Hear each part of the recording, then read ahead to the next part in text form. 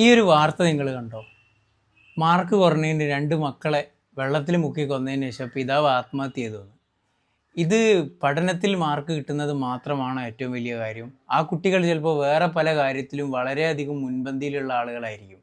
അപ്പോൾ നമ്മൾ ചെയ്യേണ്ട ഒരു കാര്യം, കുട്ടികളെ കഴിവുകൾ എന്താണെന്ന് ആദ്യം നമ്മൾ തിരിച്ചറിയുക. എല്ലാ കുട്ടികൾക്കും ഒരേപോലെ പഠിക്കാൻ കഴിഞ്ഞോളണമെന്നില്ല.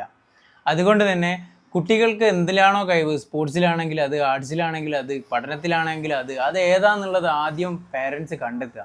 എന്നിട്ട് അതിനെ കൂടുതൽ പ്രൊമോട്ട് ചെയ്യുക, അതിൻ്റെ കൂടെ പഠനം കൂടെ കൊണ്ടുപോവുക.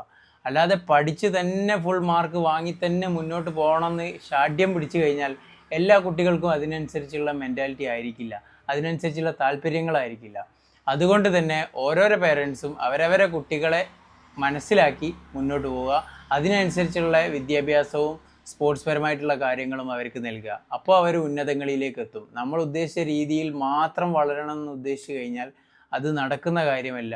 കുട്ടികളെ കൂടെ അഭിപ്രായങ്ങൾ ഏറ്റെടുത്തുകൊണ്ട് മുന്നോട്ട് പോവുക.